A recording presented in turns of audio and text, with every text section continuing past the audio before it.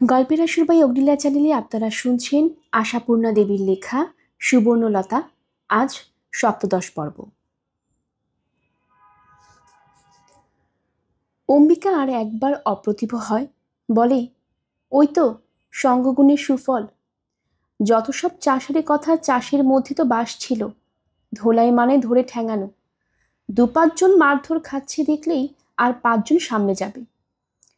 অমূল্য ক্ষুব্ধ হাসি হাসি, তোর ওই ধোলাই তাহলে পাত্রকে না দিয়ে পাত্রীর বাপকে দেওয়া উচিত। তারা মেয়ে দেয় কেন? সুবালা বলে ওঠে, দেয়, ভালো ঘরে বরে দিয়ে উঠতে পারে না বলে, নচের টাকা করে লোভে। এই তো তোমাদের মত তত্ত্ব ডাটা সময়ের ব্যাপারটাই তাই। মেয়ের বয়স বেশি হয়ে গেছে, জাত যাবার ভয়ে কাতর বাপ হাতের সামনে একটা বড়লোক বুড়ো পেয়ে। জাত জাত যাবার ভয়? আশ্চর্য, এত অনাচারে জাত যাচ্ছে না। জাত যাবে শুধু মেয়েকে 7 সকালে বিয়ে না দিলে। অম্বিকা বলে, এ পাপের ফল একদিন পাবেই সমাজ। তা দত্তজিধিমা কোথায়? কোথায় আবার? সুবালা বলে, ঘর সংসার ছেড়ে যাবেন কোথায়? আছেন। প্রথম প্রথম খুব গালমন্দ করছিলেন, সতীনটাকে ঝাঁটা মারতে যেতেন, ক্রমশ সয়ে গেছে। এখন তাকে রেঁধে ভাতও দিচ্ছেন। সেও মহাদুষ্ট মেয়ে, সংসারে কিছু করে না, কেবল সাজ কচিয়ে আর কর্তার তামাক সাজে। ওটাকে আশ্রয় ভেবেছে। বুড়ো মরলে তখন? ছেলেরা কে কোথায়? বড় তো রাগ করে বাপের সঙ্গে পৃথক অন্ন হয়ে গেছে, আর সবাই আছে। তা যিনি পৃথক অন্ন হলেন, মাকে ভাইদের নিয়ে হতে পারলেন না? কি যে বলো, তার কি ক্ষমতা? বাপ তো তাকে তেজ্যপুত্র করেছেন। আসল কথা, পয়সাওয়ালা লোকেদের সব দরজা খোলা, বুঝলে ঠাকুরপো? মরণ শুধু গরিবদের, পৃথিবী জুড়ে এই। অম্বিকা বলে, হয়তো এর শাস্তিও আসবে একদিন পৃথিবীতে। তবে আমার মতে কবে কি হবে না ভেবে এখনই একটা বউ বেঁচে থাকতে আরেকটা বিয়ে করা আইন করে বন্ধ করে দেওয়া উচিত। অমূল্য হাসে, আইনটা কে করবে শুনি? করব আমরা, তোমরা সবাই। চিরদিন ধরে ভয়ঙ্কর একটা পাপ চলতে পারে না। সুবালার এইসব কথায় অস্বস্তি। সুবালা এবার প্রসঙ্গকে অন্য পথে পরিচালিত করে।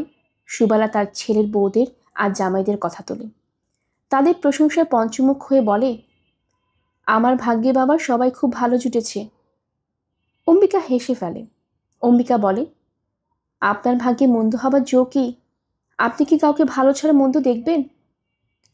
সুবালা লজ্জিত গলায় বলে, আহা। বলে, নাও বাপু, বলো এখন কি খাবে? কতকাল বাড়ির রান্না খাওনি? বলে, তবে মনে মনে ভাবে, কি বা জোটাতে পারবো। আহা বেচারা, এতদিন পরে এলো। সজনে ডাঁটাটা ভালোবাসে, মোরলা মাছটাও খুব ভালোবাসত, আর অরড় ডাল। দেখি যাই। সুবালা চলে যায় রান্নার জোগাড়ে। এরা 2 ভাই কথা বলে, গ্রামের কথা, পড়শির কথা। আর এর মাঝখানেই হঠাৎ একসময় প্রশ্ন করে ওঠে, অম্বিকা, তোমার শ্বশুরবাড়ির খবর কি? আমার শ্বশুরবাড়ির? হ্যাঁ, তোমার সেই মেজ বৌদি, তার ছেলেমেয়েরা আজ শ্রীযুক্ত বাবু মেস্তা। একটু ভয়ে ভয়ে বলে, মনকে প্রস্তুত করে 2-1টা দুঃসংবাদ শুনবার জন্য। কিন্তু আশ্চর্য, শুনতে হলো না তা, বরং ভালো খবর। মেজদার আয়ের আরও উন্নতি হয়েছে, ছেলেরা ভালো ভালো পাশ করেছে, নতুন বাড়ি করেছে নিজস্ব, আলাদা হয়ে চলে গেছে। মোটের মাথায় হতাশার খবর নয়। অথচ আশ্চর্য, অম্বিকা যেন খুব একটা হতাশ হয়। অম্বিকা যেন এসব খবর শুনবার জন্য প্রস্তুত ছিল না। কিন্তু কি শুনবার আশাতেই বা ছিল তবে সে? অমূল্য শ্বশুরবাড়ির সম্পর্কে খুব একটা দুঃসংবাদ? কে জানে কি, তার মনের কথা সেই জানে। তবু মনে হলো অম্বিকা যেন ওই খুশির খবরগুলোই খুশি হলো না। তবু অম্বিকা নতুন বাড়ির ঠিকানা জানতে চাইল। বলল, যাব তো কাল পরশু কলকাতায়, একবার দেখা করে এলে তো হয়। অবশ্য চিনতে পারবেন কিনা জানি না। শোনো কথা। সুবালা হাসে, তোমায় পারবে না চিনতে? তোমাকে কত পছন্দ হয়েছিল তার, আমি তো ভাবছিলাম। হেসে চুপ করে যায় সুবালা। কি ভাবছিলেন? সুবালা মিটিমিটি হেসে বলে, ভাবছিলাম তোমাকে তারই জামাই করে দেই। মেয়েটা তো বেশ বড় হয়ে উঠেছে। আমাকে জামাই? অম্বিকা এবার নিজস্ব ভঙ্গিতে হেসে ওঠে সে আগের মতো। চমৎকার, এটা ঠিক আপনার উপযুক্ত কথা হয়েছে। বাহ বাবা, তাহলে বৃথা আশ্বাস দিচ্ছিলেন না, কোণে রেডি? কি যেন হলাম আমি মেয়েটি? মামা? আহা, মামা আবার কি? সুবালা সতেজে বলে, কিচ্ছুই নয়। জানো না, মামার শালা পিসের ভাই, তার সঙ্গে সম্পর্ক নাই। তুমি হচ্ছ পিসের ভাই। ব্যাস ব্যাস, শাস্ত্রবচনও মজুদ। অম্বিকা বলে, কিন্তু এত সব ছেলে মেয়ের বিয়ে হলো, তার মেয়েরই বা হয় না কেন? সুবালা সন্দেহের গলায় বলে, তার কোনো মেয়েটার কথা বলছো তুমি? আহা, সে তো, সে যে তোমার এখানে আসেনি, নবমদ্বীপে না কোথায় যেন গিয়েছিল। আশ্চর্য যে এটা ভুলে যায়নি অম্বিকা। কিন্তু সেই কথা তুলে হাসে না সুবালা, হাসে অম্বিকার অজ্ঞানতায়। সেই মেয়ে? সেই মেয়ে এখনো বসে আছে এই ভাবছো তুমি? হায় হায়, চাপা! তার কবে বিয়ে হয়ে গেছে, মেয়ে জমে চন্দ্রে হয়েছে। এই হচ্ছে সেই পারুল, সবসময় যে ছোট্ট মেয়েটা চুপচাপ থাকতো। পারুল মানে সে যে দোলাই গায়ে জড়িয়ে মাঠে বাগানে ঘুরে বেড়াতো? হ্যাঁ হ্যাঁ, এই তো মনে পড়েছে বাপু। ওদের মতো ফর্সা না হলেও সেই মেয়েটাই তো সবচেয়ে সুচ্ছিরি মজবে রে। অম্বিকা আবার বলে, চমৎকার। দত্ত জেঠামশাইয়ের সঙ্গে একটু ইতর বিশেষ এই যা। শোনো কথা, তার সঙ্গে কিসের তুলনা? আমি বাপু ওর কথাই ভাবছিলাম। আপনার ভাবনার দড়িটা একটু খাটো করুন বৌদি, বড্ড লম্বা হয়ে যাচ্ছে। অম্বিকা আবার হাসতে থাকে হা হা করে। সুবালা একসময় অমূল্যকে চুপি চুপি বলে, ঠাকুরপো কিন্তু ঠিক তেমনটিই আছে, একটুও বদলায়নি। অমূল্য আসতে বলে, কে বললে বদলায়নি? বদলেছে বই কি, অনেক বদলেছে। তা বদলাবে আর বিচিত্র কি? পৃথিবীর খেলাই তো তাই। না যদি বদলাতো অম্বিকা, সেটাই হতো অস্বাভাবিক। বদলায় না শুধু অল্প বুদ্ধিরা, বুদ্ধির চাকার অভাবে ওরা একই জায়গায় দাঁড়িয়ে থাকে। সুবালা তাদের দলে, তাই সুবালা সুখী। সুবালার সুখ কেউ কেড়ে নিতে পারেন না। সুবালা যদি দুঃসহ কোনো শোক পায়, সুবালা কেঁদে বলবে, ভগবান দিয়েছেন, অতএব সুবালা সুখী হবে। যার কার্যকারণে বিচার নিয়ে চুলচেরা বিশ্লেষণ করতে বসে, যারা জগতের যত অনাচার অবিচার অত্যাচার সব কিছুর বিরুদ্ধে তীব্র প্রশ্ন তুলতে বসে, তারাই জানে না সুখের সন্ধান। কিন্তু সন্ধান কি তারা রাখতেই চায়? সুখকে কি তারা আরাধনা করে? সুখেতে যে তাদের ঘৃণা। নইলে সুবর্ণলতা, হ্যাঁ, নইলে সুবর্ণলতা তো উচিত ছিল তার স্বামীর সুবিবেচনা আর পত্নীপ্রেমের পরিচয়ে আহ্লাদে ডগমগ হওয়া। স্ত্রীকে আকস্মিক আনন্দ দেবার রোমাঞ্চময় পরিকল্পনায় সে যে তার স্ত্রীর বাপের চতুর্থী উপলক্ষে মস্ত একটা যজ্ঞের আয়োজন করে ফেলেছে চুপি চুপি, এটা কি কম কথা নাকি? কম সুখের কথা? কিন্তু সুবর্ণলতা হচ্ছে বিধাতার সে অদ্ভুত সৃষ্টি, সুখে যা বিতৃষ্ণা, সুখে যা ঘৃণা।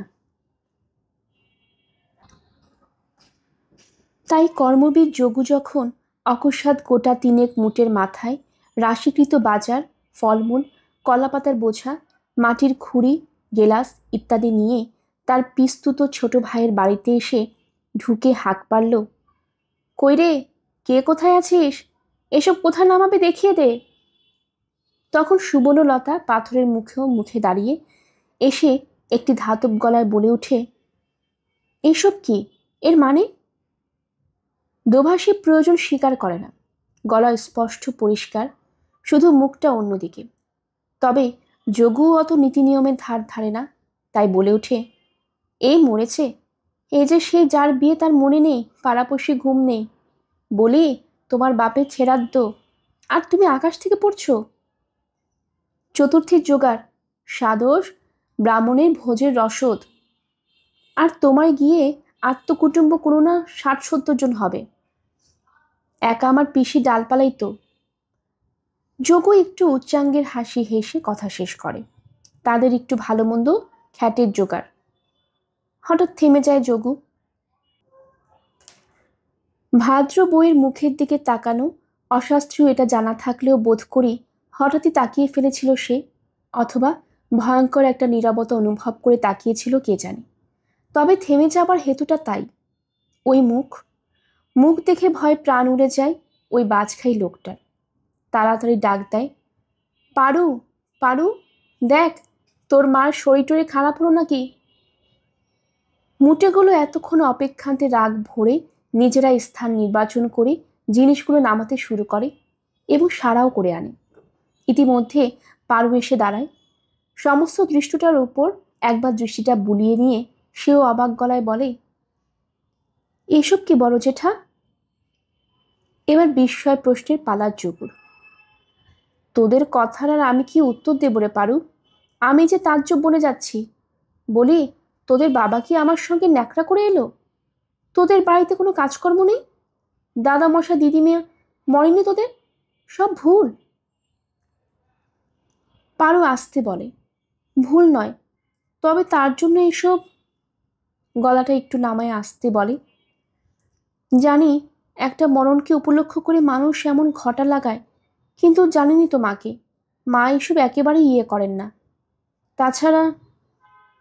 পারুর কথা থেমে যায়।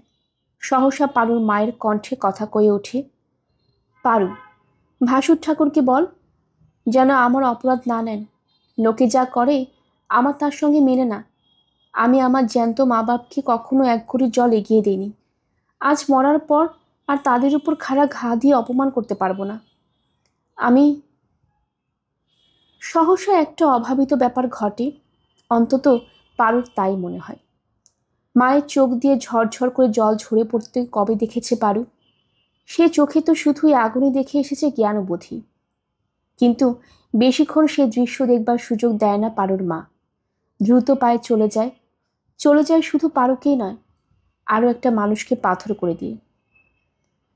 পাগল ছাগল যোগু আরও একবার শাস্ত্রীয় বিধি বিস্মিত হয়ে ভাদ্রবের মুখের দিকে তাকিয়ে ফেলেছিল, এবং বলা বাহুল্য সে মুখে অবগুণ্ঠনের খুব একটা বাড়াবাড়ি ছিল না।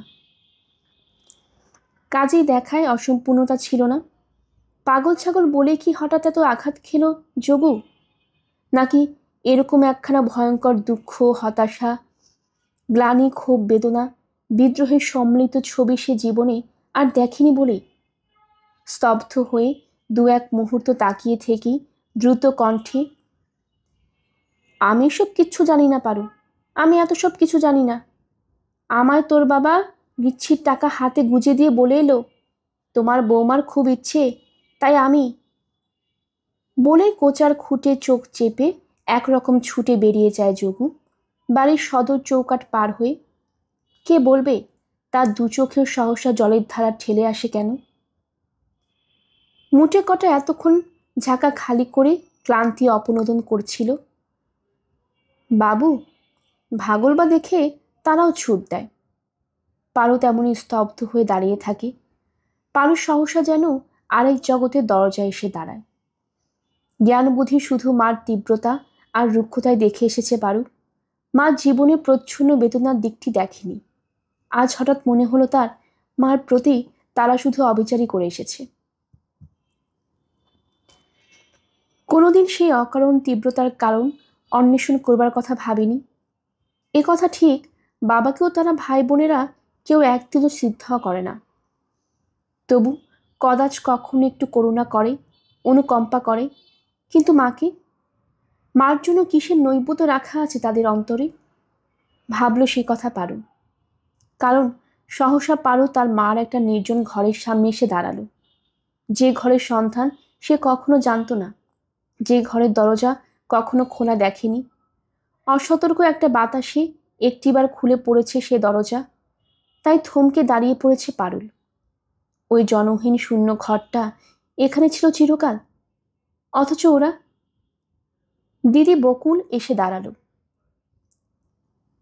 দাদা বলল, তোকে যে কামিজটা বোতাম বসিয়ে রাখতে বলেছিল সেটা কোথায়? পারুল চোখে অন্ধকার দেখল। পারুলের গলা শুকিয়ে এলো।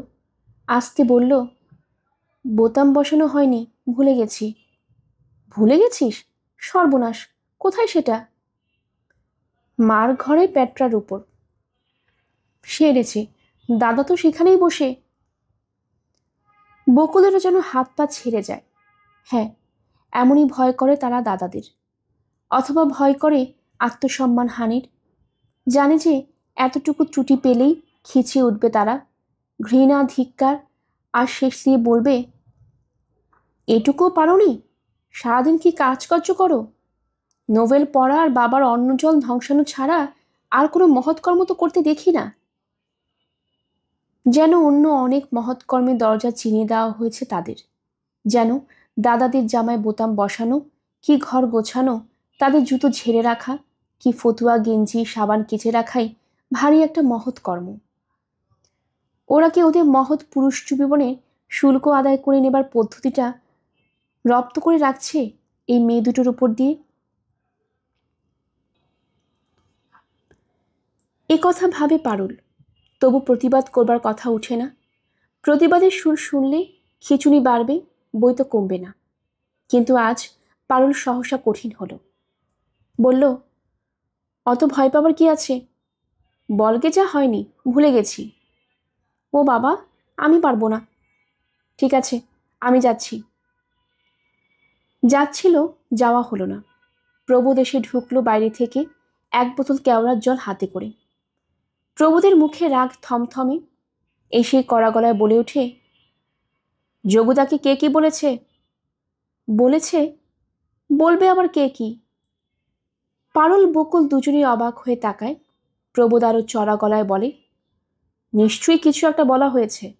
বুড়ো মন্দ একটা লোক চোখ মুছতে মুছতে বেরিয়ে যেত না, আমাকে বলে গেল আমার দ্বারা কিছু হবে না। আমি তোর বামুন ভোজনের যজ্ঞশালায় নেই। শুধু শুধু এমন কথাটা বলবে এমন পরোপকারী মানুষটা? বলেছ, তোমরাও কেউ কিছু বলেছ। মায়ের শিক্ষায় শিক্ষিত হয়েছে তো সবাই। গুরু লঘু জ্ঞান করতে জানো না, গুরুজনদের মান অপমানের ধার ধারণা। উদ্ধত অবিনয়ী এক একটি রত্ন তৈরি হয়েছে তো। বকুলের বিন্দু বিসর্গও জানে না, তাই বকুল হা করে চেয়ে থাকে।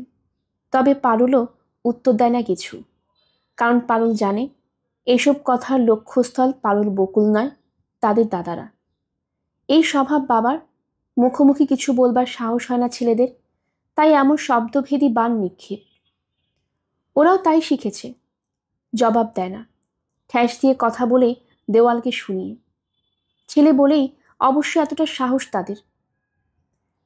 মাকে বোধ করি তুচ্ছ মেয়ে মানুষ জাতটার একটা অংশ হিসেবে তুচ্ছ তাচ্ছিল্য কটুকাটব্য করে, আর বাপকে অবজ্ঞা করে। কিন্তু ওদের বা দোষ কি? ওরা ওদের মা বাপের মধ্যে শ্রদ্ধাযোগ্য কি দেখতে পাচ্ছে? হয়তো শুধু মা বাপ এই হিসেবেই করতো ভয় ভক্তি, যদি ওদের দৃষ্টিটা আচ্ছন্ন থাকতো অন্য অনেকের মতো। কিন্তু তা হয়নি। সুবর্ণলতা অন্য 5 জনের থেকে পৃথক করে মানুষ করতে চেয়েছিল তার সন্তানদের, তাদের খোলা চোখে দেখতে শেখাবার চেষ্টা করেছিল। ওরা সে চেষ্টা সফল করেছে। ওরা শুধু মা বাপ বলেই ভক্তি শ্রদ্ধা করবে এমন নির্বোধের ভূমিকা অভিনয় রাজি নয়। না করুক, সমতলেও নেমে আসুক। প্রবোধ অন্তত তা চায়। প্রবোধের ইচ্ছে করে ছেলেমেয়েরা তার মুখে মুখে চোটপাট জবাব করুক, সেও তার সমুচিত জবাব দেবার সুযোগ পাক। কিন্তু তা হয় না। ছেলেরা তো দূরের কথা, মেয়েরা পর্যন্ত যেন কেমন অবজ্ঞার চোখে তাকায়। সে দৃষ্টিতে আগুন জ্বলে উঠবে না মাথার মধ্যে, তাই এখনো আগুন জ্বালা কণ্ঠে চিৎকার করে প্রবোধ, কেউ কিছু বলেনি বললেই মানবো আমি? ওই অবোধ অজ্ঞান মানুষটা কখনো মান অভিমান ধার ধারে না, সে হঠাৎ এতটা অভিমান করে? বাপের কণ্ঠ মাধুর্যে আকৃষ্ট হয়ে ভাইয়েরা এসে দাঁড়ালো। একটু থমকে বলে উঠল, কি ব্যাপার, বাড়িতে ভোজ নাকি? পারুর বিয়ে বুঝি? পারুর বিয়ে? হতবাক প্রবোধ বলে, পারুর বিয়ে? তোমরা জানবে না সেটা? বাহ, এই তো জানছি, ভার খুঁড়ে এসে গেছে, বলল ভানু তার সেজু কাকার ভঙ্গিতে। প্রবোধ অসহায়ের মতো এদিক ওদিক তাকালো, বলল, এইভাবে জানবে? বাহ, কেন, আর কোনো ঘটনা ঘটেনি সংসারে? তোমাদের মা চতুর্থীর বামুন ভোজন? তাই নাকি? ও। ভানু ভ্রু কোঁচকায়। ভানু সেই ভ্রুতে ব্যঙ্গের হাসি ছায়া ফেলে। প্রবোধ হঠাৎ সেই দিকে তাকিয়ে চেঁচিয়ে ওঠে, তাইতে হাসবার কি হলো? হাসবার কি হলো? যে মানুষটা তোমাদের সংসারে প্রাণপাত করছে তার একটা পাওনা নেই সংসারের কাছ থেকে? কি উত্তর ভানু দিত কে জানে। সহসা কোনো ঘর থেকে যেন বেরিয়ে এলো তার মা।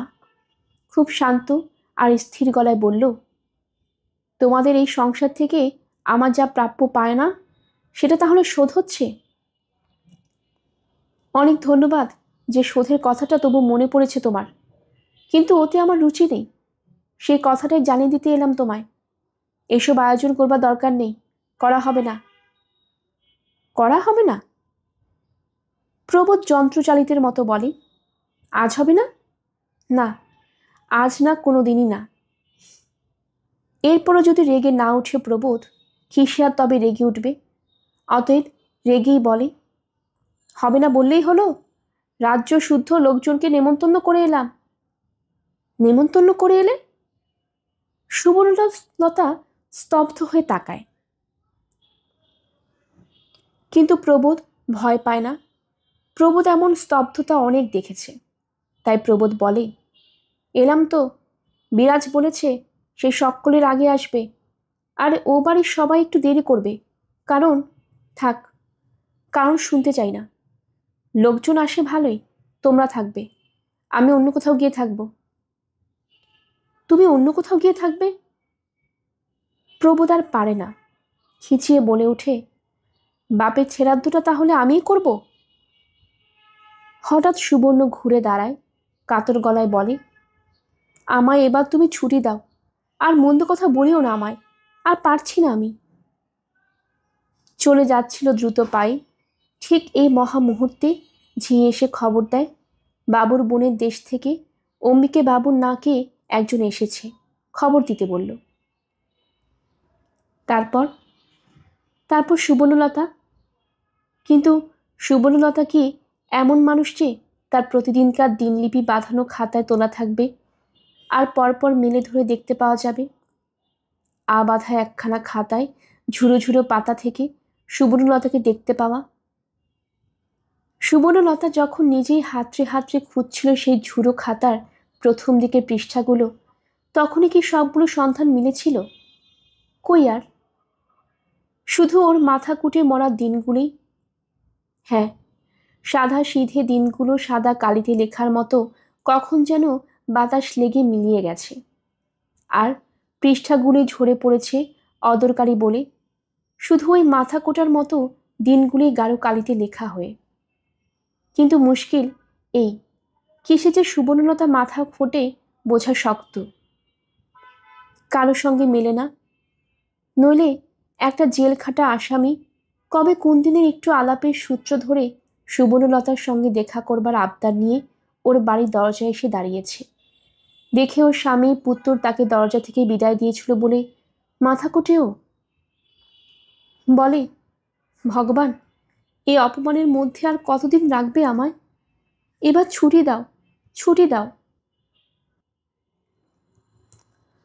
অথচ সত্যের মুখ চাইলে বলতে হয়, আসলে অপদস্থ যদি কেউ হয়ে থাকে তো সে সুবর্ণলতার স্বামী পুত্রই হয়েছিল।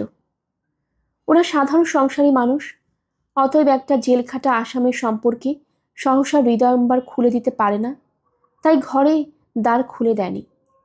ওরা জেরা করেছিল, বলেছিল, কি দরকার, কাকে চান, কতদিন জেল থেকে ছাড়া পেয়েছেন? সুবর্ণলতার সঙ্গে খুব কোনো জরুরি প্রয়োজন যদি না থাকে এত কষ্ট করে এতদূর আসবার মানে কি, ইত্যাদি ইত্যাদি। বাড়ির কর্তা হিসেবে প্রবোধী করেছিল প্রশ্ন, তবে ভানুও ছিল দাঁড়িয়ে। তা বাড়ির কর্তাকে বাড়ির নিরাপত্তা, পরিবারের সম্ভ্রম এসব দেখতে হবে না? তাই দেখছিল প্রবোধ। সহসা দেখল সুবর্ণলতা অন্তপুরের সভ্যতার গণ্ডি ভেঙে বাড়ির বাইরের সদর রাস্তার সামনে এসে দাঁড়িয়েছে। ভাবা যায়, দেখেছে কেউ কখনো এমন দৃশ্য? ওটাও স্বামীর পক্ষে লজ্জার নয়, অপমানের নয়। তার উপর কিনা প্রবোধ যখন রক্তবর্ণ মুখে বলেছে, তুমি বেরিয়ে এলে যে, এর মানে? ভানু, তোর মাকে বল বাড়ির মধ্যে যেতে।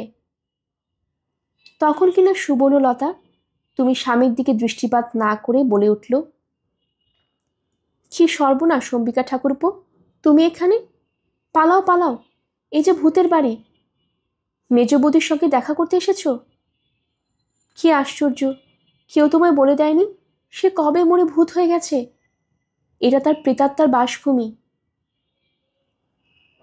এতে অপদস্থ হলো না তোমার স্বামী পুত্র? পরে যদি তোমার ছেলে বলে থাকে, বাবা তুমি বৃথা রাগ করছো, মা তো বেশি কিছু করেননি, যা চিরকালের স্বভাব তাই শুধু করেছেন। অন্যকে অপদস্থ করা, গুরুজনকে অপমান করা, এটাই তো প্রকৃতি ওর, এতেই তো আনন্দ। সেও কিছু অন্যায় বলেনি। তার দৃষ্টিতে তো আজীবন ওইটাই দেখেছে সে। আর সুবর্ণ, তুমি তো অম্বিকার সামনে শুধু ওইটুকু বলেই ক্ষান্ত হওনি, আরও বলেছ। অম্বিকা যখন তত্ত্ব সত্ত্বেও প্রেতাত্মাকে হেঁট হয়ে প্রণাম করতে গিয়েছিল, তুমি ব্যস্তে পা সরিয়ে নিয়ে বলেছ, ছিছি ভাই, প্রণাম করে আর পাপ বাড়িও না আমার। একই তো পূর্বজন্মের কত মহাপাপে বাঙালির মেয়ে হয়ে জন্মেছি, আরও কত শত মহাপাপে মহাপুরুষদের ঘরে পুড়েছি। আর কেন? প্রণাম বরং তোমাদেরই করা উচিত। তোমরা যারা নিজের সুখ দুঃখ তুচ্ছ করে দেশের গ্লানি খোঁজাতে চেষ্টা করছো। কি এ? প্রবোধ যা বলেছে তাছাড়া আর কি? নাটক ছাড়া আর কি? পুরো নাটক। কিন্তু এই ঘর গেরস্থ লোকদের সংসারটা থিয়েটারের স্টেজ নয়, অথচ সারা জীবনে তুমি তা বুঝলে না, এখনো বুড়ো বয়সেও না। তোমার কথায় যখন অম্বিকা ম্লান হেসে বলেছিল, চেষ্টাই হয়েছে, কাজ আর কি হলো, সবটাই ব্যর্থতা, তখন তুমি নাটকে ভাষায় উত্তর দিলে, কেন ব্যর্থতা জানো ঠাকুরপো? তোমাদের সমাজের আধখানা অঙ্গ পাকে পোতা বলে। আধখানা অঙ্গ নিয়ে কে কবে এগোতে পারে বলো? এই অক্ষুদ্রে অবধ মেয়ে মানুষ জাতটাকে যতদিন না শুধু মানুষ বলে স্বীকার করতে পারবে, ততদিন তোমাদের মুক্তি নেই, মুক্তির আশা নেই। চাকরানিকে পাশে নিয়ে কি তোমরা রাজসিংহাসনে বসবে? বললে, একবার ভাবলে না তোমার স্বামী পুত্রের মাথাটা কতখানি হেঁট হলো রাস্তার ধারে দাঁড়িয়ে তোমার ওই নাটক করায়? অজ্ঞতায় ওদের কঠোর হতে হয়েছে, অজ্ঞতায় ধমকে উঠে বলতে হয়েছে, পাগলামি করবার আর জায়গা পাওনি? আর ওই পাগলামি দর্শককেও কটু গলায় বলতে হয়েছে, আপনিও তো আচ্ছা মশাই, ভদ্রলোকের ঘরে মান ইজ্জত বোঝেন না? দেখছেন একটা মাথা খারাপ মানুষ ঘর থেকে ছিটকে এসেছে। এরপরেও অবশ্য কেউ দাঁড়িয়ে থাকতে পারে না, অন্তত অম্বিকার মতো শান্ত সভ্য মার্জিত স্বভাব লোকে নিশ্চয়ই পারে না। মাথা হেঁট করে চলে গিয়েছিল সে। তবু সুবর্ণলতা তুমি হেসে হেসে বলে উঠেছিল, ঠিক হয়েছে, কেমন জব্দ, ভূতের বাড়ি আসার ফল পেলে? ভাবনি এরপরেও তোমাকে তোমার স্বামী পুত্রের সামনে মুখ দেখাতে হবে, পিছনের ওই চৌকাট পার হয়ে আবার ঢুকতে হবে? কিন্তু ঢুকতে হলেই বাকি, সুবর্ণলতার শরীরে কি লজ্জা আছে? কত বাড়ি তো বেরিয়ে পড়েছে সুবর্ণলতা বাড়ির বাইরে, আবার এসে ঢোকেনি? ঢুকেছে, আবার ঢুকেছে, আবার দাপট করেছে, মরমে মরে গিয়ে চুপ হয়ে যায়নি। এদিনও তাও গেল না, যখন প্রবোধ গর্জে উঠল আর ভানু উপযুক্ত ধিক্কার দেবার ভাষা খুঁজে না পেয়ে শুধু ঘৃণার দৃষ্টিতে দগ্ধ করা যায় কিনা তার চেষ্টা করল, তখন কিনা সুবর্ণলতা বিন্দুমাত্র অপ্রতিভ না হয়ে অনায়াসে বলে উঠল, কি আশ্চর্য, এতে তোমাদের মুখ পোড়ানো হলো কোথায়? মুখ উজ্জ্বলই হলো বরং। পাগল পাগলের মতোই আচরণ করল, চুকে গেল ল্যাঠা। তোমার কথার মান বজায় রাখলাম, আর বলছো কিনা মুখ পোড়ালাম? ঘৃণায় মুখ ফিরিয়েছিল সেদিন একা সুবর্ণলতার বড় ছেলে নয়, মেজ সেজু অগ্নিদৃষ্টি হেনে বলেছিল, চমৎকার, মার শোক হয়েছে ভেবে আর মমতা আসেনি ওদের। ছোট ছেলে সুবেলের কথাই শুধু বোঝা যায় না, সে বরাবরই মুখচোরা। সে যে কোথা থেকে তার এই চাপা স্বভাব পেয়েছে। কিন্তু সুবর্ণলতার মেয়েরা, যে মেয়ে দুটো এখনো পরের ঘরে যায়নি, পারুল আর বকুল, তা ওদের কথাও বোঝা যায়নি। মনে হচ্ছিল ওদের চোখে একটা দিশেহারা ভাব ফুটে উঠেছিল, যেন ওরা ঠিক করতে পারছিল না মায়ের উপরে বরাবর যে ঘৃণা আর বিরক্তি পোষণ করে এসেছে সেটাই আরও পুষ্ট করবে না নতুন চিন্তা করবে। বকুল ছেলে মানুষ, এত সব ভাববার বয়স হয়নি তার। কিন্তু তাই কি? সুবর্ণলতার ছেলেমেয়েরা ছেলে মানুষ থাকবার অবকাশ পেল কবে? জ্ঞান হয়ে পর্যন্ত তো ওরা শুধু ওদের মাকে বিশ্লেষণ করেছে, তার তিক্ততা অর্জন করেছে, তাই করতে করতে বড় হয়ে উঠেছে। ওরা অনেক কিছু জেনে বুঝে পরিপক্ক। বাপকে ওরা ঘৃণা করে না, করে অবহেলা। কিন্তু মাকে তো পারে না। মাকে অবহেলাও করতে পারে না, অস্বীকারও করতে পারে না, তাই ঘৃণা করে। শুধু আজই যেন ওদের দৃষ্টিভঙ্গি বদলাচ্ছে। অম্বিকার ফিরে চলে যাওয়ার মধ্যে ওরা বুঝি সমস্ত মেয়ে মানুষ জাতটার দুঃসহ অসহায়তা টের পেয়ে গেছে, তাই দিশেহারা হয়ে ভাবছে গৃহিণী শব্দটা কি তাহলে একটা ছেলে ভুলানো শব্দ, নাকি দাসী শব্দেরই আরেকটা পরিভাষা? গৃহিণীর যদি তার গৃহের দরজায় এসে দাঁড়ানো একটা অতিথিকে এসো বসো বলে ডাকবার অধিকারটুকু মাত্র না থাকে, তবে গৃহিণীর শব্দটা ধোঁকাবাজি ছাড়া আর কি? ওই ধোঁকায় ধোঁকার সৃষ্টি আচ্ছন্ন করে দিয়ে দাসত্ব করিয়ে নেওয়া।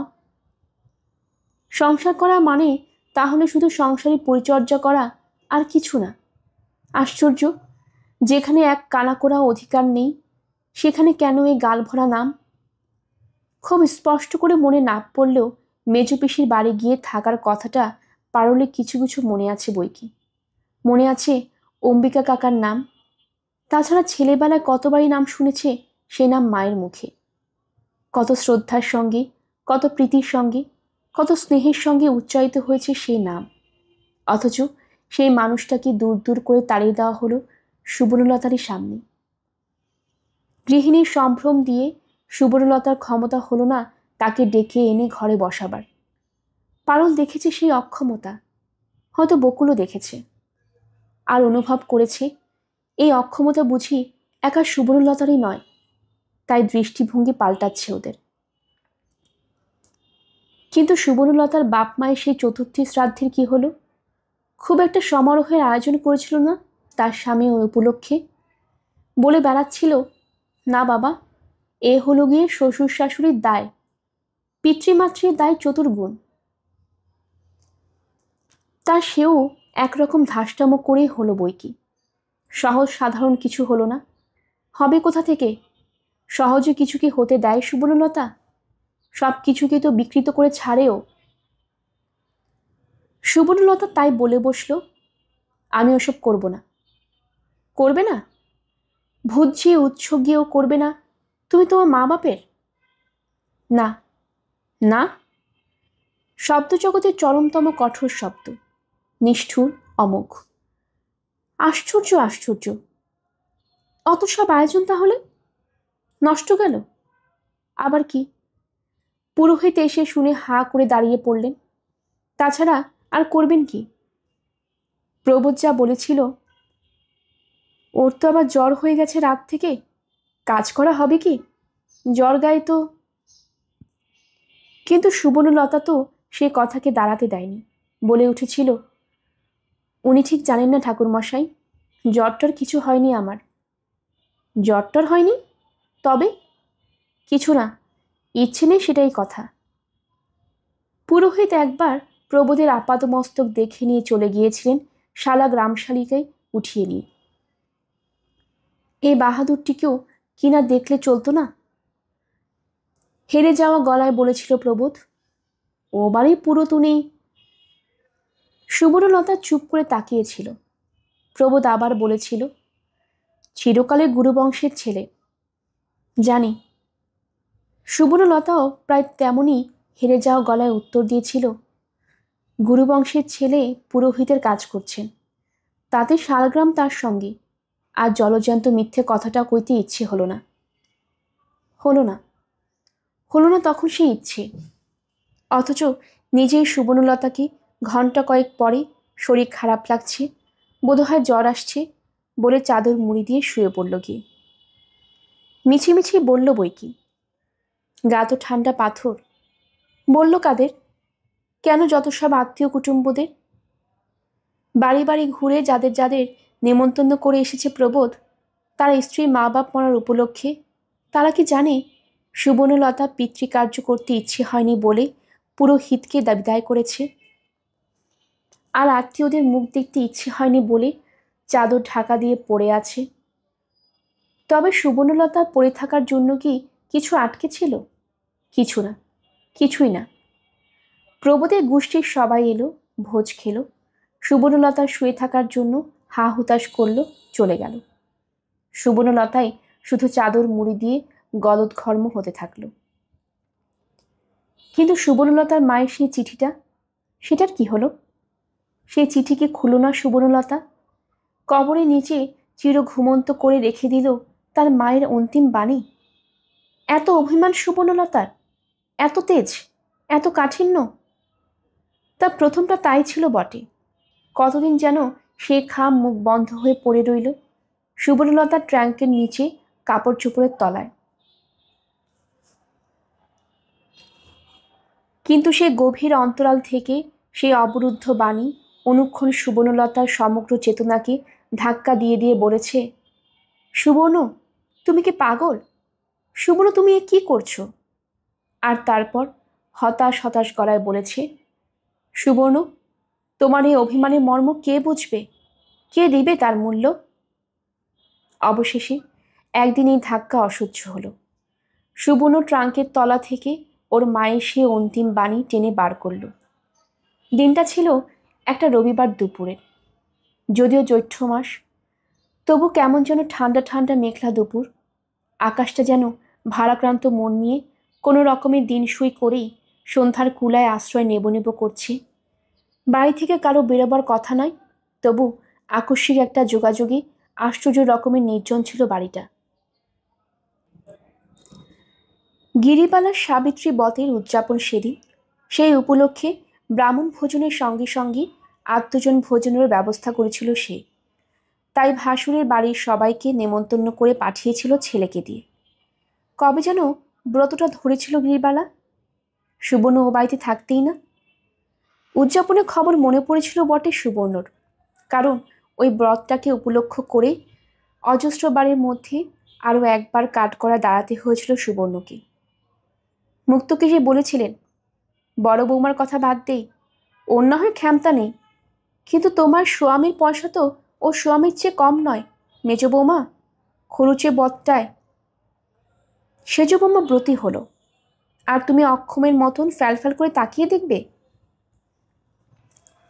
হয়তো ইদানিং গিরিবালার স্বাধীনতাও ভালো লাগছিল না মুক্তকেশীর, তাই এক প্রতিপক্ষকে দিয়ে আরেক প্রতিপক্ষকে খর্ব করবার বাসনাতেই এ উস্কানি দিচ্ছিলেন। কিন্তু সুবর্ণলতা তার ইচ্ছে সফল করেনি। সে অম্লা বাদনে বলেছিল, ও ধাষ্টামোতে আমার রুচি নেই। ধাষ্টামো? সাবিত্রীব্রত ধাষ্টামো? মুক্তকেশী স্তম্ভিত দৃষ্টি ফেলে বোবা হয়ে তাকিয়েছিলেন। গিরিবালাও মুখ লাল করে বলে উঠেছিল, এ কথার মানে কি মেজদি? মেজদি আরও অম্লান বদনে বলেছিল, মানে খুব সোজা, যার সবটাই ফাঁকা তা নিয়ে আড়ম্বর করা ফাঁকি ছাড়া আর কি? অন্যকে ধোকা দেওয়া আর নিজেকে ফাঁকি দেওয়া, এই তো, সেটাই ধাষ্টামো। স্বামী ভক্তিটা তাহলে হাসির বস্তু? সুবর্ণলতা হেসে উঠে বলেছিল, ক্ষেত্র বিশেষে নিশ্চয়ই হাসির। ফুল চন্দন নিয়ে স্বামীর পা পুজো করতে বসেছি আমরা, এই কথা ভাবতে গিয়েই সে হাসি উতলে উঠছে আমার। নিজেকে দিয়ে সবাইকে বিচার করো না মেজদি, ভক্তি যার আছে। মেজদি ধিক্কারকে নস্যাৎ করে দিয়ে আরও হেসে বলেছিল, ভক্তি? ওই ভেবে মনকে চোখ ঠাড়া। এর মধ্যে ভক্তিও নেই, মুক্তিও নেই সেজবু, আছে শুধু শখ, অহমিকা। সে অকথ্য উক্তির পর বাড়িতে কোর্ট কাছারি বসে গিয়েছিল। যে দেওয়ার ডেওর দেখে কথা আর কইতো না, ইদানিং সেও এসে ডাক দিয়ে বলেছিল, বিষটা নিজের মধ্যে থাকলেই তো ভালো ছিল মেজ বউ, অন্যের সরল মনে গরল ঢেলে দেবার দরকার কি? স্বামীকে সত্যবান হতে হবে, তবে স্ত্রীরা সাবিত্রী হবে, নচেত নয়। এমন বিলিতি কথা চাষ আর নেই বা করলে বাড়িতে। আর প্রবোধ বাড়ি ফিরে ঘটনা শুনে দেওয়ালে মাথা ঠুকতে গিয়েছিল, বলেছিল, হবে বিদায়ী হতে হবে আমায় এ বাড়ি থেকে, এভাবে আর। সুবর্ণলতা বলেছিল, আহা, এ সুমতি হবে তোমার? তাহলে পায় না হোক, মুখে ফুলচন্দন পড়ুক তোমার। অবশ্য ভীষণ মন্ত্র দেওয়া সত্ত্বেও ব্রতনামা বন্ধ থাকেনি গিরিবালার, এবং দেখা যাচ্ছে 14 বছর ধরে নিষ্ঠা সহকারে পতি পূজা করে এখন সগৌরবে ব্রত উদযাপন করতে বসেছে সে। সুবর্ণলতা কি ওর সুখী হবার ক্ষমতা কি ঈর্ষা করবে? না, সুবর্ণলতা শুধু হাসবে।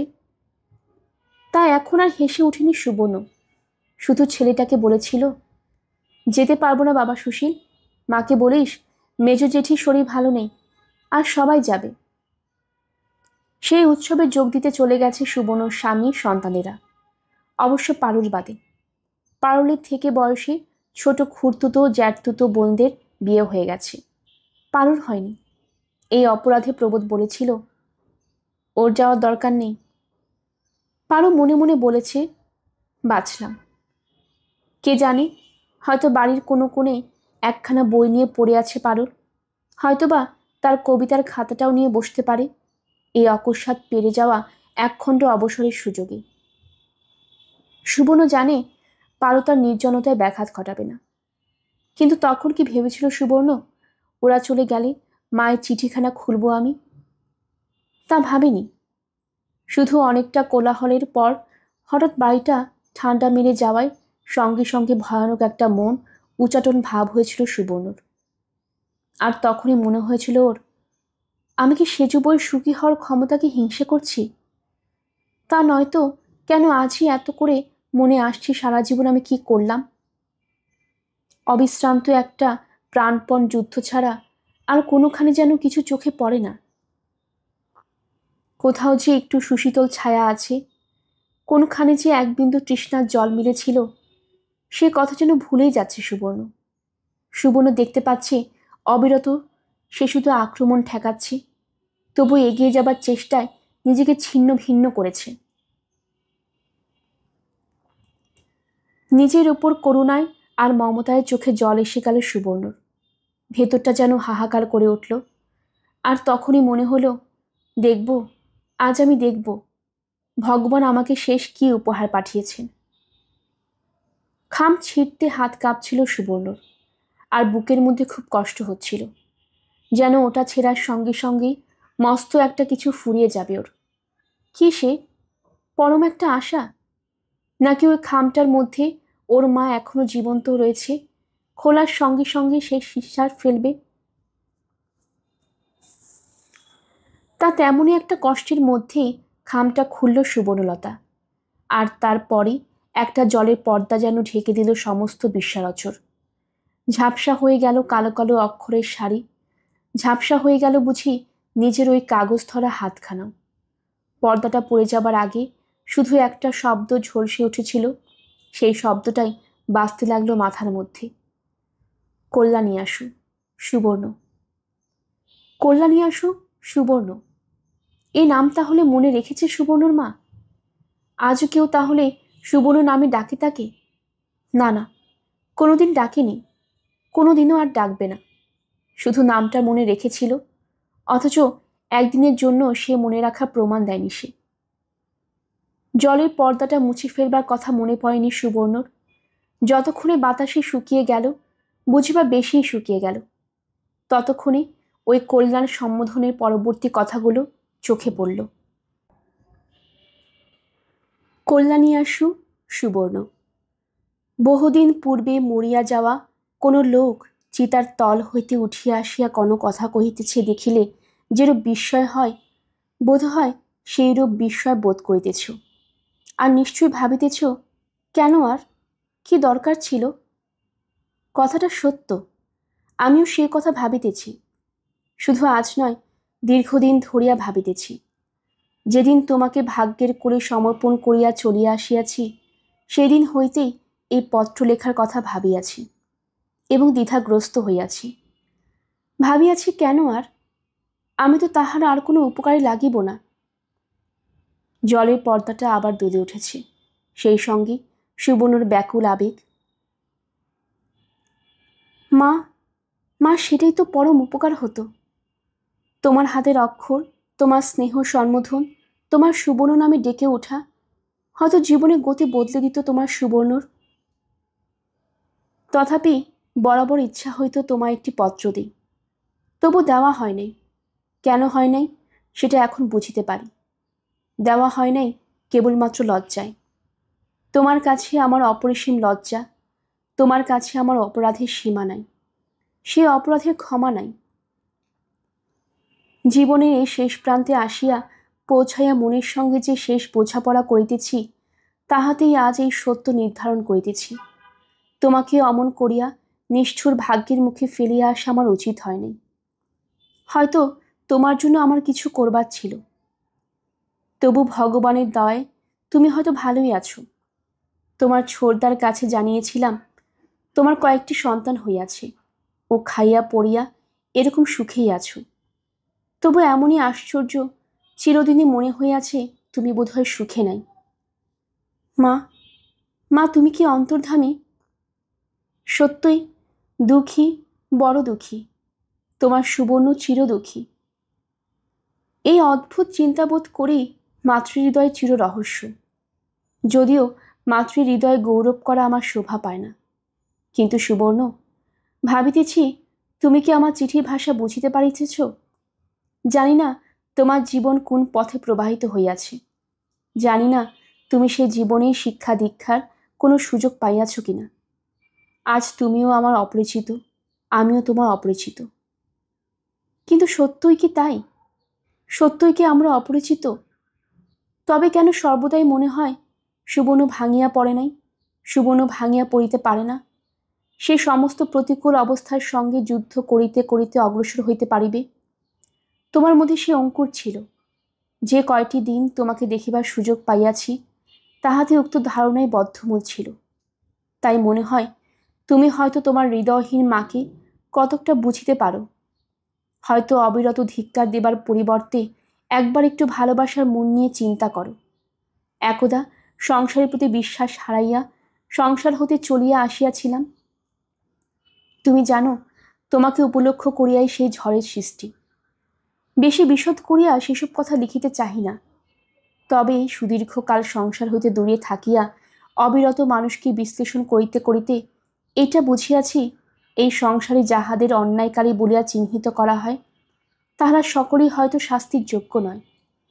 তাহারা যা কিছু করে তার সবটাই দৃষ্ট বুদ্ধি প্রণোদিত হইয়া করে না,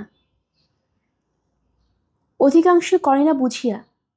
তাহাদের বুদ্ধিহীনতাই তাহাদের অঘটন ঘটাইবার কারণ। কাজেই তাহারা ক্রোধের যোগ্যও নয়, তাহারা বড়জোর বিরক্তির পাত্র এবং করুণার পাত্র। কিন্তু যখন এই বুদ্ধিহীনতার সঙ্গে একটা জীবন মরণের প্রশ্নের সংঘর্ষ লাগে, তখন মাথা ঠান্ডা রাখিয়া বিচার করা সহজ নয়। আর এও জানি, সেদিন আমার পক্ষে এছাড়া আর কিছু সম্ভব ছিল না। তোমার পিতা ও ভ্রাতারা আমাকে ফিরাইয়া লইয়া যাইবার জন্য অনেক চেষ্টা করিয়াছেন। পত্রে কোনো কাজ হয় নাই। কাশিতে আসিয়া অনুরোধ উপরোধ করিয়া তিরস্কার করিয়া গিয়াছেন। কিন্তু যাহা ত্যাগ করিয়া আসিয়াছি, তাহা আর হাতে তুলিয়া লওয়া চলে না। সেই ফিরিয়া আসা সংসার জীবনের সহিত আবার নিজেকে খাপ খাওয়ানো অসম্ভব। তুমি জানো হয়তো, তোমার দাদা মহাশয় তখন কাশীবাসী। তাহার কাছে সংস্কৃত শিক্ষা করিয়া তদানীন্তন বহু কাশীবাসী পণ্ডিতের নিকট নানা শাস্ত্র অধ্যয়ন করিয়া সন্ধান করিয়াছি হিন্দু বিদায়ের মূল তাৎপর্যহী। মূল লক্ষ্য কি? এই বন্ধন যথার্থই জন্ম জন্মান্তরে কিনা? কিন্তু যখনই প্রশ্ন তুলিয়াছি, এই বন্ধনের দৃঢ়তা পুরুষ ও নারীর পক্ষে সমন্বয় কেন? পুরুষের পক্ষে বিবাহ একটি ঘটনা মাত্র, অথচ নারীর পক্ষে চির অলঙ্ঘন কেন সদ্যুর পত্তন হয়নি? উপরন্তু এই প্রশ্নের অপরাধে অনেক স্নেহশীল পণ্ডিতের স্নেহ হারাইয়াছি। ক্রমশ বুঝিয়াছি এর উত্তর পুরুষ দিতে পারিবে না। ভবিষ্যৎকালই দিবে। কারণ কোনো একটি সম্পত্তিতে ভোগ দখলকারী ব্যক্তি স্বেচ্ছায় সহজে দানপত্র লিখিয়া দেয় না। স্ত্রীলোকে যাহা কিছুতে অনধিকার, তাহার অধিকার অর্জন করিতে হইবে স্ত্রী জাতিকেই। কিন্তু তার জন্য প্রয়োজন ধৈর্যের। ইহাই সার কথা। ধৈর্য ব্যতিরেকে কোনো কাজই সফল হয় না। এ কথাটি বুঝিতে আমার সমগ্র জীবনটি লাগিয়াছে। আর এই কথাই মনে হইয়াছে এ কথা বলিয়া যাওয়া প্রয়োজন। কিন্তু কে কান দিবে? তোমাকে বলিবার ইচ্ছা হইয়াছে, সংকোচে কুণ্ঠায় নীরব থাকিয়াছি। তাছাড়া এই ভয়ও ছিল, হয়তো আমার পত্র তোমার সাংসারিক জীবনে অশান্তির সৃষ্টি করিবে। তাই ইহা আমার মৃত্যুর পর তোমার হাতে পৌঁছাইবার নির্দেশ দিয়াছি। হয়তো তখন তোমার এই সংসার ত্যাগিনী মাকে তোমার স্বামীর সংসার একটু সদয় চিত্তে বিচার করিবে।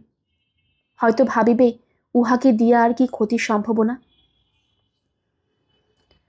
তোমাকে এত কথা লিখিতেছি কারণ বুদ্ধি ও যুক্তির দ্বারা বুঝি তুমি এখন একটি বয়স্কা গৃহিণী। কিন্তু মা সুবর্ণ, তোকে যখন দেখিতে চেষ্টা করি তখন একটি ক্ষুদ্র বালিকা ভিন্ন আর কিছুই দেখিতে পাই না। পরনে ঘাগরা, মাথায় চুল বেনি করিয়া বাঁধা, হাতে বই খাতা স্লেট, একটি স্কুল পথযাত্রিণী বালিকা। তোর এই মূর্তিটি ভিন্ন, আর কোনো মূর্তি আমার মনে পড়ে না। এই মূর্তি আমার সুবর্ণ। সেই যে তোকে তোর স্কুলে পাঠাইয়া দিয়া দরজা দাঁড়াইয়া থাকিতাম, সেই মূর্তিটি মনের মধ্যে আঁকা আছে। কিন্তু তেমন ইচ্ছা করিলে কি আমি তোমায় আর একবার দেখিতে পাইতাম না? আর তেমন ইচ্ছা হওয়াই তো উচিত ছিল। কিন্তু সত্য কথা বলি, তোমার সেই মূর্তিটি ছাড়া আর কোনো মূর্তি আমার দেখিতে ইচ্ছা ছিল না। তোমাকে লইয়া আমার অনেক আশা ছিল, অনেক সাধ স্বপ্ন ছিল, কিন্তু সব আশাই চূর্ণ হইয়া গিয়াছিল। তবে এই মূর্তিটা আর চূর্ণ করিতে ইচ্ছা হয় নাই। তুমি হয়তো ভাবিতেছ এসব কথা এখন আর লিখিবার অর্থ কি? হয়তো কিছুই অর্থ নাই। তবু মানুষের সবচেয়ে বড় আকাঙ্ক্ষাই বুঝি কেহ তাহাকে যথার্থ করিয়া বুঝুক। আমাকে কেহ বুঝিল না, এর বড় আক্ষেপ বোধ হয় আর কিছুই নাই। পুরুষ মানুষের একটা কর্মজীবন আছে, সেখানে তাহার গুণ কর্মরুচি প্রকৃতির বিচার আছে, সেখানেই তাহার জীবনের সার্থকতা অসার্থকতা। মেয়ে মানুষের তো সে জীবন নাই, তাই তাহার একান্ত ইচ্ছা হয় আর কেহ না বুঝুক, তাহার সন্তান যেন তাহাকে বুঝে, যেন তাহার জন্য একটু শ্রদ্ধা রাখে, একটু মমতার নিঃশ্বাস ফেলে। সেইটুকুই তার জীবনের যথার্থ সার্থকতা। হয়তো মৃত্যুর পরেও ইচ্ছা মরে না, তাই এই পত্র। হয়তো তুমি চিরদিনই তোমার মমতাহীন মাকে ধিক্কার দিয়াছ, কিন্তু মৃত্যুর পরও যদি সেভাবে পরিবর্তন হয়, বুঝিবা আত্মা কিঞ্চিৎ শান্তি লাভ করিবে। তাই মৃত্যুর সারে আসিয়া এই পত্র লিখিবার বাসনা। সুবর্ণ, তুমি আমাকে ভুল বুঝিও না। তোমার ছোটদাদা মোগলসরাইতে কাজ করে, মাঝে মাঝে আসে। নিষেধ শোনে না। মনে হয় সে হয়তো আমাকে কিছুটা বোঝে, তাই কখনো তোমার দাদার মতো মায়ের অপরাধে বিচার করিতে বসে না। এখানে আসিয়াই আমি যে মেয়ে স্কুলটি গড়িয়াছিলাম, তাহার পরিসর এখন যথেষ্ট বাড়িয়া গিয়াছে। তোমার ছোটদা স্বেচ্ছায় মাঝে মাঝে তাহার দেখাশোনা করে। মনে হয় আমার মৃত্যুর পর স্কুলটি টিকিয়া থাকিতেও পারে। প্রথম প্রথম বাড়ি বাড়ি ঘুরিয়া ছাত্রী সংগ্রহ করিতে হইত। ক্রমশ অবস্থার পরিবর্তন ঘটিয়াছে। পিতামাতারা স্বেচ্ছায় আগাইয়া আসিতেছেন এবং অনুধাবন করিতেছেন দেশে স্ত্রী শিক্ষার প্রসারের প্রয়োজন আছে। আশা হয় এইভাবে কালের চেহারা পরিবর্তন হইবে। মানুষের বুদ্ধি বা শুভ বুদ্ধি সহজে যাহা করিয়া তুলিতে সক্ষম না হয়, প্রয়োজন আর ঘটনা প্রবাহে তাহাকে সম্ভব করিয়া তোলে। কেবলমাত্র পুঁথিপত্রে বা কাব্যে গানে নহে, ভবিষ্যতে জগতের সর্বক্ষেত্রে পুরুষ মানুষকে একথা স্বীকার করিতেই হইবে, মেয়ে মানুষও মানুষ। বিধাতা তাহাদেরও সেই মানুষের অধিকার ও কর্মদক্ষতা দিয়াই পৃথিবীতে পাঠাইয়াছেন। এক পক্ষের সুবিধার সম্পাদনের জন্যই তাহাদের সৃষ্টি নয়। মহাকালী পুরুষ জাতিকেই শিক্ষা দিবে। তবে এ কথাই বলি, এর জন্য মেয়েদের তপস্যা চাই, ধৈর্যের, সহ্যের, ত্যাগের এবং ক্ষমার তপস্যা। মনে করিও না উপদেশ দিতে বসিয়াছি। সময়ে যাহা দেই নাই, এখন এই অসময়ে আর তাহা দিতে বসিব না। শুধু নিজের সমগ্র জীবন দিয়া যাহা উপলব্ধি করিয়াছি, সে কথাটি কাহাকেও বলিয়া যাইতে ইচ্ছা হইতেছে। কিন্তু তোমাকে ছাড়া কাহাকে বলিব? আর কেই বা কান দিয়ে শুনিবে? স্ত্রী লোকের তো আজও অজ্ঞতার অহংকার ও মিথ্যার স্বর্গের মোহে তমসাচ্ছন্ন। তাহারা যেন বিচার বুদ্ধির ধার ধারিতেই চাহে না। ভাবনা হয় সহসা যেদিন তাহাদের চোখ ফুটিবে, সেদিন বুঝিতে শিখিবে ওই স্বর্গের স্বরূপ কি, সেদিন কি হইবে। বোধ করি সেদিনের পথ নির্ণয় আরো শতগুণ কঠিন। তবু এখানে বহু তীর্থবাসিনী ও নানান অবস্থায় স্ত্রী লোকদের সংস্পর্শে আসিয়া এবং আপন জীবন পর্যালোচনা করিয়া এই সিদ্ধান্তে উপনীত হইয়াছি, যদি সংসারের মধ্যে থাকিয়াই জীবনের সর্ববিধ উৎকর্ষ সাধন করিয়া পূর্ণতা অর্জন সম্ভব হয়, তাহাই প্রকৃত পূর্ণতা। কিন্তু তেমন সম্ভব কজনের পক্ষেই বা সম্ভব? প্রতিকূল সংসার তো প্রতিনিয়তই আঘাত হানিয়া হানিয়া সেই মুহূর্তের শক্তিকে খর্ব করিতে বদ্ধপরিকর। মেয়ে মানুষ মমতার বন্ধনে বন্দী, মায়ের বাড়া নিরুপায়, প্রাণী আর নাই। এই তথ্য বুঝিয়া ফেলাইয়ায় না পুরুষের গড়া সমাজ এত সুবিধা নাই, এত অত্যাচার করিতে সাহসী হয়। তবে বিশ্বাস রাখি একদিন এই দিনের অবসান হইবে, দেশের পরাধীনতা দূর হইবে, স্ত্রী জাতির পরাধীনতাও দূর হইবে। শুধু আশা করিতে ইচ্ছা হয় ভবিষ্যৎকালে সে আলোক উজ্জ্বল দিনের মেয়েরা আজকের এই অন্ধকার দিনের মেয়েদের অবস্থা চিন্তা করিয়া একটি দীর্ঘশ্বাস ফেলিতেছে। আজকে দিনের মেয়েদের অবস্থা চিন্তা করিয়া এক বিন্দু অশ্রু বিসর্জন করিতেছে। আজ যাহারা যুদ্ধ করিতে করিতে প্রাণপাত করিল, তাহাদের দিকে একটু সশ্রদ্ধ দৃষ্টিপাত করিতেছে। মা সুবর্ণ, এসব কথা না লিখিয়া যদি লিখিতাম। সুবর্ণ, এ যাবৎকাল প্রতিনিয়ত আমি তোমার জন্য কাঁদিয়াছি, হয়তো তুমি আমার হৃদয়টা শীঘ্র বুঝিতে। কিন্তু সুবর্ণ, আমি তো শুধু আমার সুবর্ণর জন্য কাঁদি নাই, দেশের সহস্র সহস্র সুবর্ণলতার জন্য কাঁদিয়াছি। তাই এইসব কথা। তাছাড়া অবিরত শুঙ্ক জ্ঞানের চর্চায় কাটাইতে কাটাইতে ভাষাও শুষ্ক হইয়া গিয়াছে। তাই মাঝে মাঝে মনে হইতেছে, তুমি কি এত কথা বুঝিতে পারিতেছ? 9 বছর বয়স হইতেই তোমার বিদ্যা দীক্ষায় ইতি হইয়াছে। আমার দৃঢ় বিশ্বাস হইতেছে তুমিও নিশ্চয় এসব কথা ভাবো। তুমিও কেবলমাত্র নিজের কথাই নয়, আরো সহস্র মেয়ের কথা চিন্তা করো। অধিকার কি লিখিব, আমার শতকোটি আশীর্বাদ গ্রহণ করো, তোমার পরিজন বর্গকেও জানাইও। আর যদি সম্ভব হয় তোমার এই চিরনিষ্ঠুর মাকে অন্তত তার মৃত্যুর পরও ক্ষমা করিও। ইতি তোমার নিত্য মা। অনেকবার অনেক ঝলক জল গালের উপর গড়িয়ে পড়েছে, অনেকবার সে জল শুকিয়েছে। এখন শুধু গালটায় লোনা জল শুকিয়ে যাওয়ার একটা অস্বস্তির অনুভূতি। নাকি শুধু গালেই নয়, অসার অনুভূতি দেহমনের সর্বত্র। স্তব্ধ, মৃত্যুর মতো স্তব্ধ। যেন এই স্তব্ধতা আর ভাঙবে না কোনোদিন। এই স্তব্ধতার অন্তরালে বহে চলবে অন্তহীন একটা হাহাকার। সুবর্ণর মা নিজেকে জানিয়ে গেল, সুবর্ণকে জেনে গেল না। সুবর্ণর মা সন্দেহ করে গেল সুবর্ণ এত সব কথা নিয়ে ভাবে কিনা। সুবর্ণর মা শুধু আশা করে গেল হয়তো সুবর্ণ সহস্র মেয়ের কথা ভাবে, আর কিছু নয়, আর কিছু করার নেই। গল্পের আসর বাই অগ্নিলা চ্যানেলে আপনারা শুনছিলেন আশাপূর্ণা দেবীর লেখা সুবর্ণলতা। আসছিল এই সপ্তদশ পর্ব। আমাদের এই গল্প পাঠ আপনাদের কাছে ভালো লেগে থাকলে কাইন্ডলি সাবস্ক্রাইব করবেন। নতুন যারা আমাদের চ্যানেলটি শুনছেন, আমাদের চ্যানেলে অনেকগুলো গল্প পাঠ করা হয়েছে, আশা করছি আপনাদের সবার কাছে ভালো লাগবে। পরবর্তী পর্ব শোনার জন্য আমন্ত্রণ জানানো হলো। সবাই ভালো থাকবেন, ধন্যবাদ।